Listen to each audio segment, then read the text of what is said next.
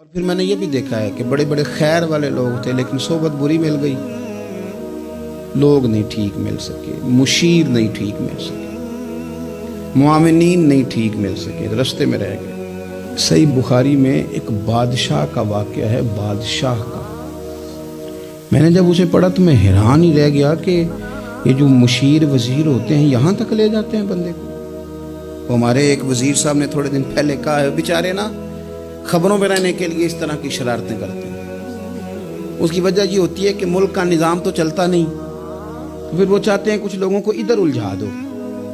تاکہ وہ اصل سے ان کی توجہ ہٹ جائے۔ انہوں نے کہا جی قائد اعظم اسلامی ملک نہیں بنانا چاہتے تھے، کون سا بنانا چاہتے تھے؟ پاکستان کا مطلب کیا؟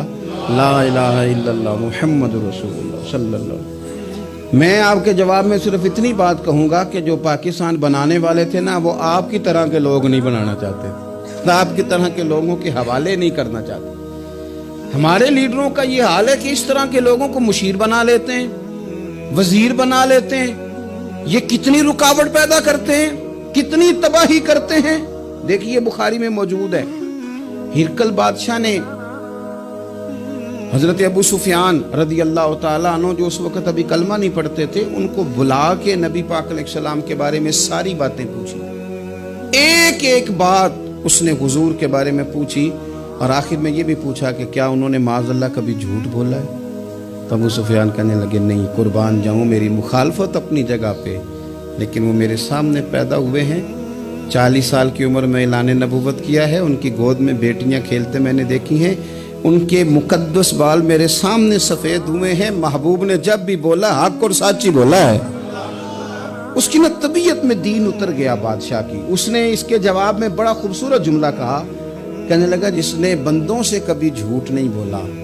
وہ یہ جھوٹ کیوں بولیں گے کہ میں اللہ کا رسول بن کے آیا۔ اس کی طبیعت تسلیم کر گئی کہ نبی پاک علیہ الصلوۃ والسلام سچے اور آخری نبی ہیں، اور اس نے اظہار بھی کیا، کہنے لگا مجھے یہ تو امید تھی کہ اللہ کے آخری محبوب علیہ السلام اپنی شانوں، عظمتوں، رفعتوں، بلندیوں سمیت تشریف لانے والے ہیں، پر یہ نہیں پتا تھا کہ وہ اہل عرب میں سے آئیں گے۔ اس نے کہا میں جلدی سے حاضر ہو کے نا حضور کی اطاعت قبول کرتا ہوں، لیکن بادشاہ تھا نا، بڑا آدمی جو ہوتا ہے نا وہ اپنے ماحول کو ذرا تھوڑا ساز لے کے چلنا چاہتا ہے۔ تو بادشاہ نے بھی نا اپنے جتنے اس کے وزیر مشیر تھے ان کو بلایا اور اپنے محل میں دعوت دی، ذرا انداز دیکھیے گا، اور خود بالا خانے کے اوپر چڑھ گیا، دروازے بند کر لیے، اور اوپر چڑھ کے نا انہیں بالا خانے سے جھانک کے کہنے لگا تمہیں بھی پتہ چل گیا، مجھے بھی پتہ چل گیا اللہ کے آخری رسول تشریف لے آئے صلی اللہ تعالی علیہ وسلم۔ اب میرا خیال ہے کہ ہماری اور تمہاری بہتری اور بقا اسی میں ہے کہ ہم بیٹھے نہ رہیں، جلدی سے جا کے محبوب پاک کے دامن کو تھام لیں، حضور کی فرما برداری قبول کر لیں۔ اب جب بادشاہ نے یہ بات کی تو وہ جو وزیر تھے، مشیر تھے، ان کی حالت اتنی خطرناک ہو گئی کہ وہ تو دروازوں کی طرف دوڑے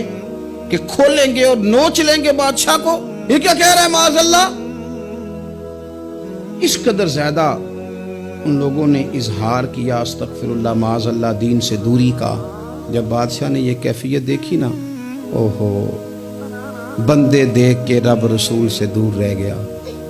کہنے لگا نہیں نہیں بھائی نہیں، میں تو صرف تمہیں آزما ہی رہا تھا کہ تم اپنے دین کے ساتھ کتنے پختہ ہو، ہم نہیں کہیں بھی جا رہے، ہم یہیں رہیں گے، یہی ہمارا دین رہے گا۔ ان وزیروں نے، مشیروں نے، دوستوں نے، قریبی لوگوں نے رسول اللہ کی غلامی میں نہیں آنے دیا۔ اتنا برا اثر کرتے ہیں یہ مشیر وزیر، اتنا خوفناک حال کر دیتے ہیں انسان کا قریب رہنے والے لوگ کہ سامنے کرم کا دریا بہہ رہا تھا، لیکن اس کی بدقسمتی دیکھو، وہ دور اس لیے رہ گیا کہ اس کے دوست ٹھیک نہیں تھے، مشورہ دینے والے ٹھیک نہیں تھے، قریب رہنے والے ٹھیک نہیں، یہ دور رہ گیا، اور نجاشی کلمہ پڑھ کے محبوب کا مسلمان ہو گیا۔ حضرت عائشہ صدیقہ فرمایا کرتی تھی نجاشی وہ خوش قسمت مسلمان ہے کہ جب وہ دنیا سے گیا تو اس کی قبر سے بھی نور نکلا کرتا تھا۔